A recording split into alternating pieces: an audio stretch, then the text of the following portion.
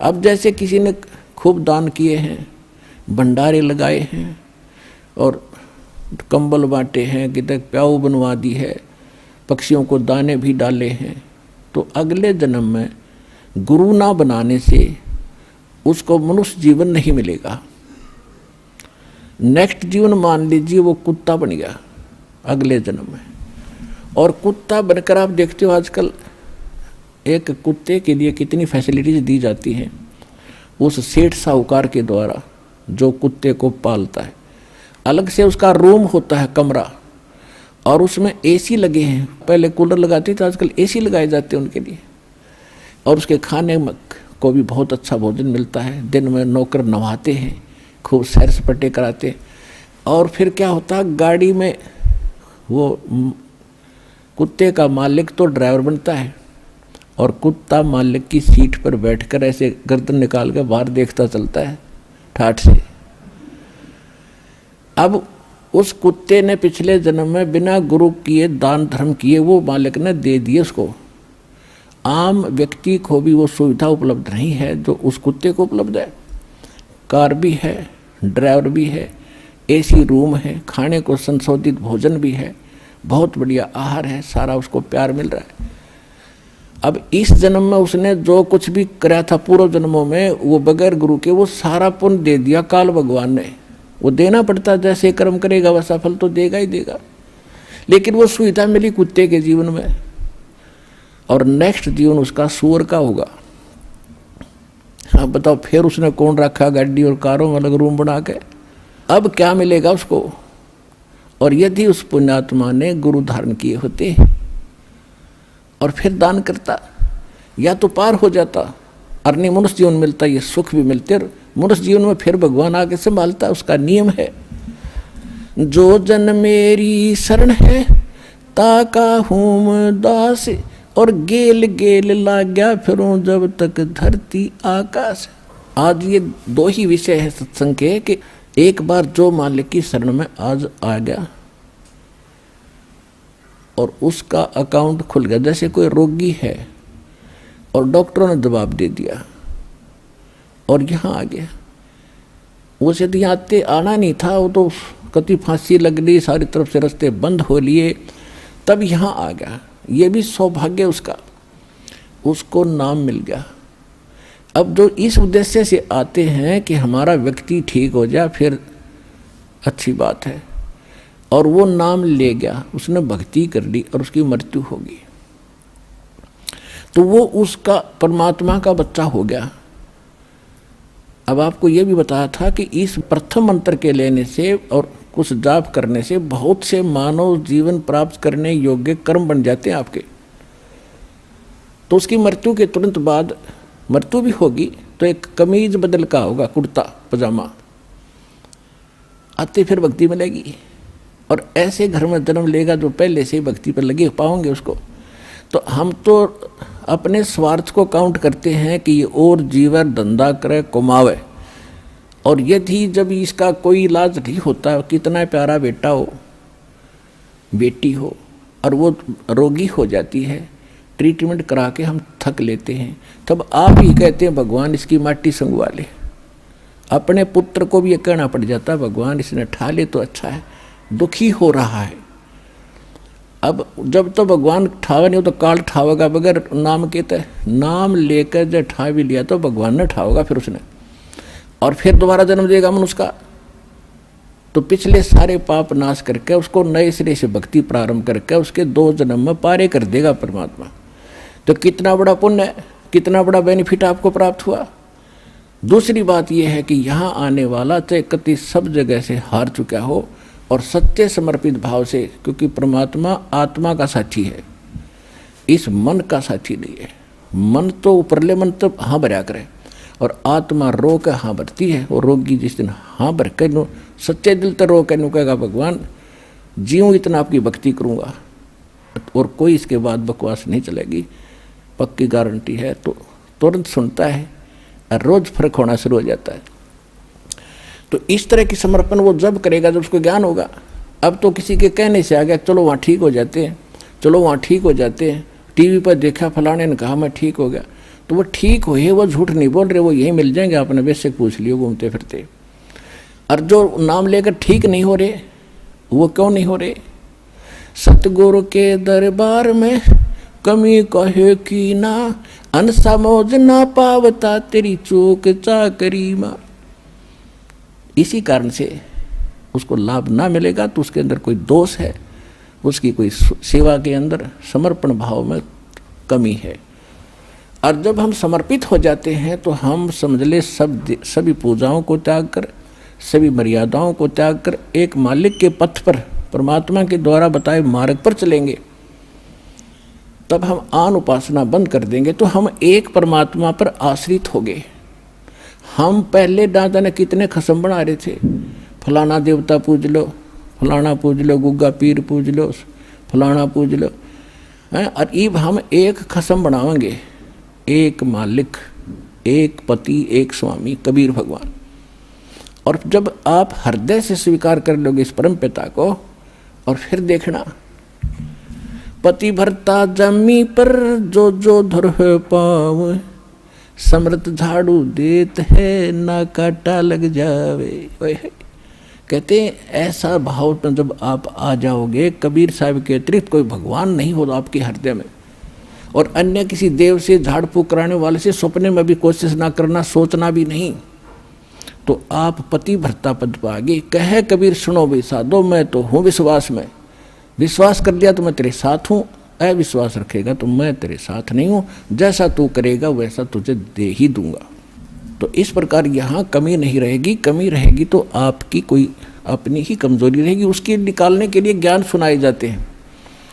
तो यहाँ आने वाले व्यक्ति के दोनों हाथों में लाडू हैं, यहाँ भी सुख, उम्र भी बढ़ेगी और पूर्ण मोक्ष, सदा के लिए सुखी हो जाओगे। अब इसके लिए हमने गुरु की आवश्यकता पड़ती है। और क्या बताते हैं, ये ज्ञान होने के बाद आपको ऐसी स्थिति महसूस होगी, सतगुरु के उपदेश का लाया एक विचार, जय सतगुरु मिलते नहीं जाते नरक दुआर। नरक द्वार में दूत सब करते खेचातान, उनसे कभू नहीं छूटता फिर फिरता चारों खानी। चार खानी, ये चार प्रकार के पशु पक्षी जलचर, ये जो कीड़े हैं सभी ये चार खानी के अंदर आते हैं। चार विभागों में बांटा है इन प्राणियों को। चार खानी में भ्रमता कभू न लगता पार, सो फेरा सब मिट गया मेरे सतगुरु के उपकार।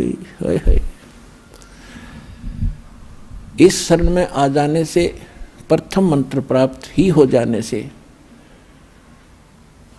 पहली बात तो कि जो नाम ले लेंगे फिर या मौत निकट नहीं आ सकती आपके।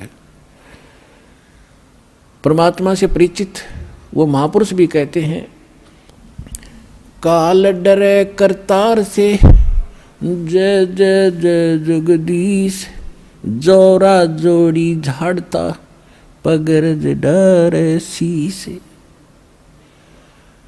अब क्या बताते हैं, काल जो पीसे पीसना और जोरा है पनिहार, ये दो असल मजदूर हैं मेरे सतगुरु के दरबार। जोरा कहते हैं मौत को, क्योंकि पुण्यात्माओं इस अध्यात्म मार्ग के कुछ शब्द अलग होते हैं, तो इसमें समझाया भी जाता है साथ के साथ। जैसे गीता अध्याय नंबर 7 के श्लोक नंबर 29 में उसमें लिखा है कि जरा मरण मोक्षाय यतन्ति ते, वो परम तत्व विदु कृष्णम अध्यात्म च अखिल च कर्मम, के जो जरा और मरण से छूटने के लिए प्रयत्न करते हैं, वहाँ जरा माने है वृद्ध अवस्था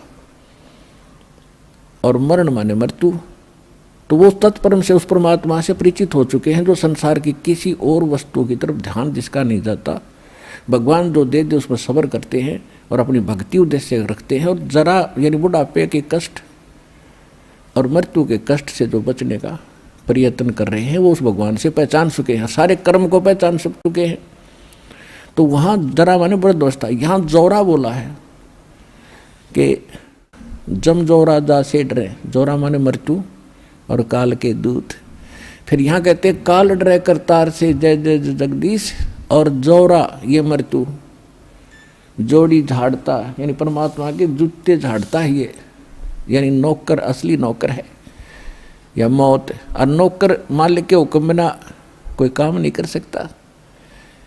काल जो पीसे पीसना, पहले राजा लोगों के यानी नौकर पीसा करते थे।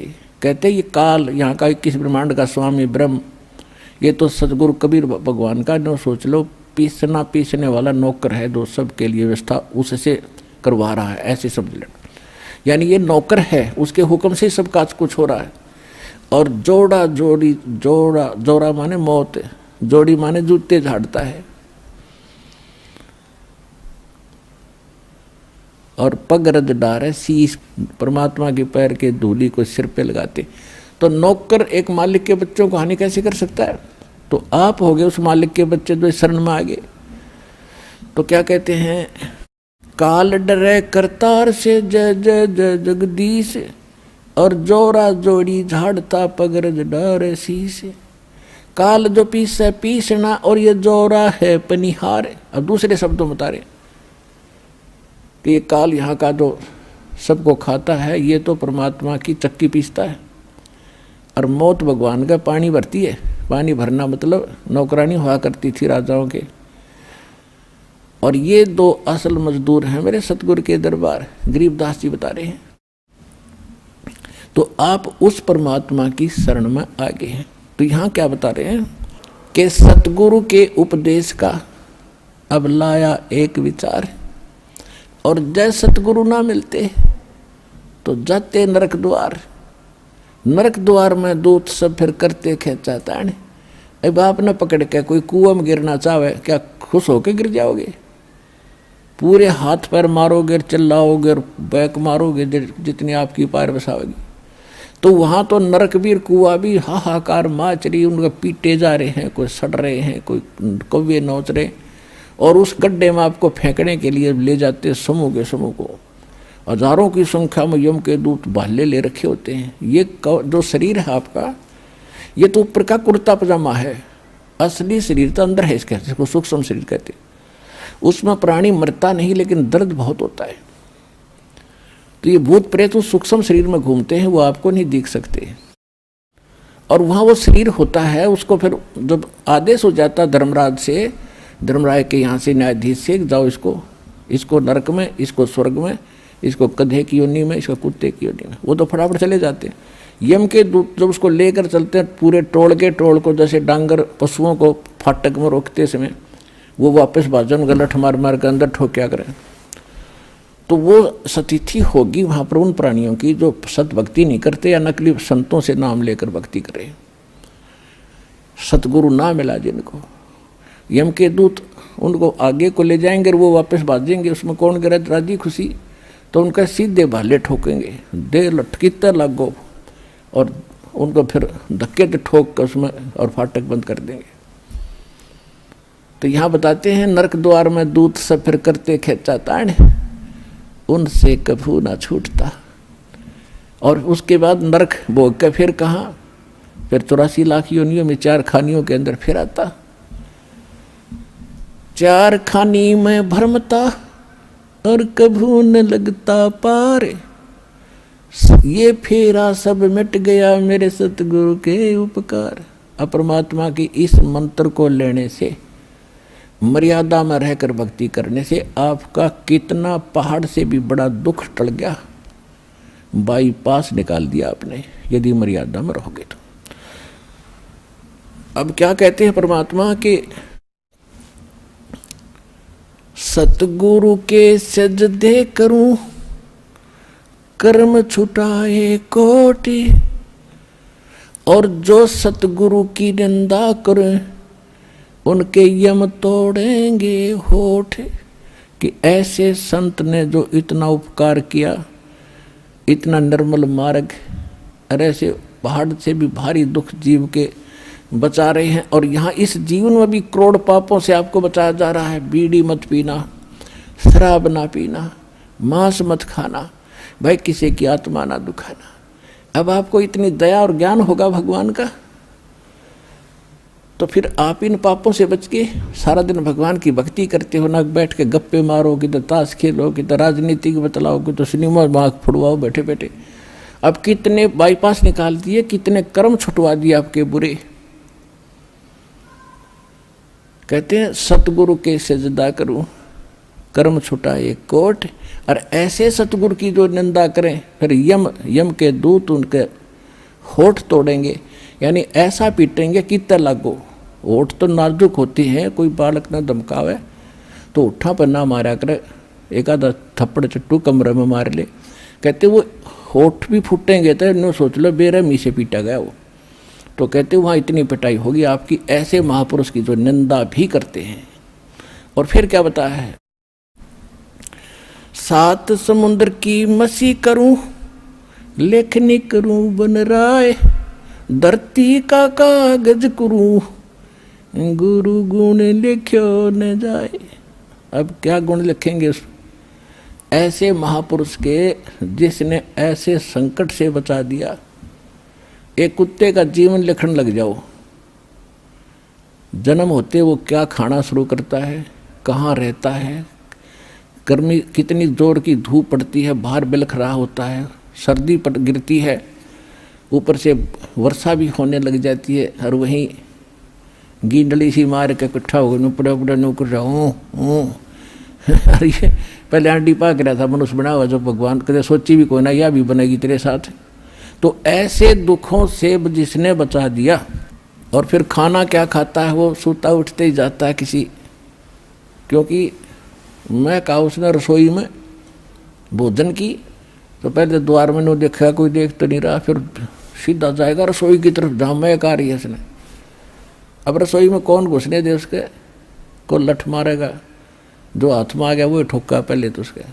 जो रसोई में घुसने की कोशिश कर रहा है, बाहर खड़ा रहा, तुमको टूक मिल भी जा, पर इतनी उसमें संतोष नहीं रहता, भूखा मरा सूता सारी रात, तो कुर्रा आया बैठ के भौक्या भी मतलब। तो ये दुर्गति होगी, और वहाँ लगा लठ, फिर वो थोड़ी देर तक चिल्ला होगा, फिर शायद दूसरे घर की तरफ ताकेगा कि शायद यहीं दाव लग गया। अब दूसरे घर में जब जाता है, वहाँ उसके भाग को जूत मिले, टूक मिले, जब वहाँ भी लठ लग गया, तो फिर वो खखाट उठा है, बाहर जाता जंगल में। उसको पता है कि वो मार नहीं खाई जाएगी, फिर क्या खाता है, वो टट्टी खाता जा करके। ऐसी हालत हमारी होनी थी, और इस नाम से, और इस भक्ति से, और इस बंदी छोड़ की दया से आप इन सब से बाईपास निकल गए। तो कहते फिर क्या गुण लिखे इसे महापुरुष का, इसे भगवान का। सात समंदर की स्याही बना दूं इंक, और पूरी धरती का कागज बना लूं, सारे वृक्षों की कलम बना कर रख लूं, और फिर लिखने लग जाऊं, ये भी घिस जा, सातों समुद्र भी खत्म हो जा, पृथ्वी जितना बड़ा कागज भी थोड़ा पड़ जा, उस गुरु के गुण नहीं लिखे जा सकते।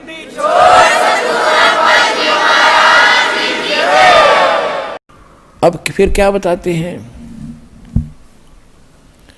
गुरु मानुष कर जानते, ते नर कहीं अंध, ओ है दुखी संसार में, फिर आगे काढ़ के फंदे। कहते हैं ऐसे महापुरुष को एज ए तुम मनुष्य ट्रीट करोगे तो लाभ नहीं मिलेगा।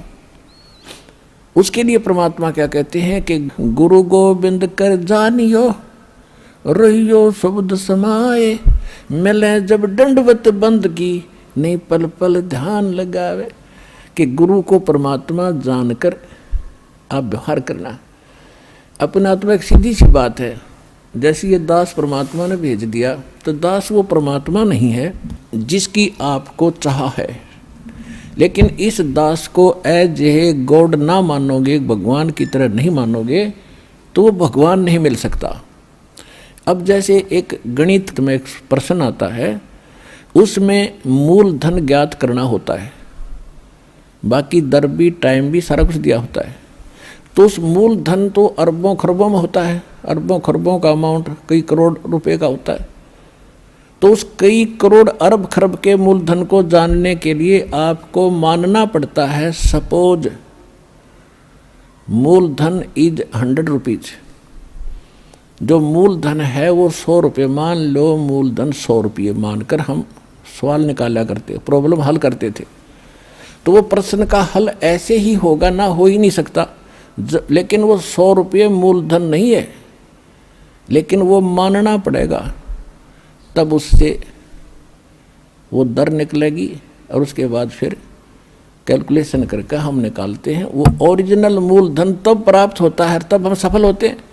इसी प्रकार आप जी ने इस दास को मानना पड़ेगा। मान लो रामपाल भगवान, रामपाल वो भगवान नहीं है,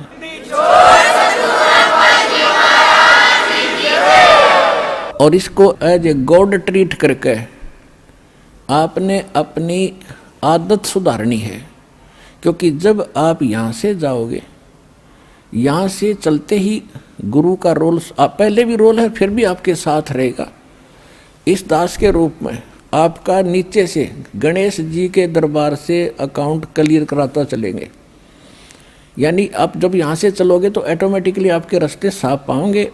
जैसे स्थान स्थान पर वो खड़े होते हैं, चौराहे पर सिपाही होते हैं ट्रैफिक को डाइवर्ट करने के लिए, ऐसे जब आप संसार छोड़ कर चलोगे आपको आप बताते चलेंगे आप इधर जाओ, आप इधर जाओ, तो आप गणेश जी के उसमें जाओगे। वहाँ जाते ही आपको क्लियरेंस चिट मिलेगी, अग जाइए जी आप जाओ। क्योंकि आपकी भक्ति ऐसी बन जाएगी, उनसे आप ऋण मुक्त होते चले जाओगे। फिर आओगे स्वाद चक्र में, यानी सावित्री ब्रह्मा के दरबार में, तो वहाँ भी आपको क्लियर चिट मिलेगी, आप जाओ जी आपका काम पूरा। क्योंकि परमात्मा पहले करवा के जा चुका होगा इस दास के रूप में, और फिर आगे जाके बैठ जाता त्रिकुटी के ऊपर, जहाँ मालिक का यहाँ इस ब्रह्मांड में एक मूल स्थान है, ऑफिस है, कार्यालय है। जैसे प्रत्येक देश में प्रत्येक देश का एक राजदूत भवन होता है, तो इस दास के रूप में आपको परमात्मा उस त्रिकुटी पर मिलेगा। तो फिर आप जाओगे नाभि कमल में, नाभि कमल में विष्णु और लक्ष्मी जी का दरबार है। वहाँ आपको फिर वहाँ से अकाउंट क्लियर लेना पड़ेगा, वो भी चिट आपको 4 मिलेगी, नो ड्यू सर्टिफिकेट। फिर आप आओगे हृदय कमल में, पार्वती और शिव का जो दरबार है, फिर वहाँ से आप चलोगे और फिर आओगे आप कंठ कमल में, दुर्गा का स्थान है, वहाँ से भी आपको क्लियर चिट मिलेगी। फिर आप पहुँचोगे त्रिकुटी पर। त्रिकुटी पर जाकर के फिर 3 रास्ते बन जाते हैं, उसको त्रिवेणी बोलते हैं। इन्हें कख भी नहीं पता त्रिकुटी पर। ये राधा स्वामी वाले कहते हैं हमने कोई ज़रूरत नहीं वेद ग्रंथों का किसी को, हम नीचे के भगवानों से हमने कोई लेना देना नहीं, हम तो सीधे त्रिकुटी में ध्यान लगाते हैं।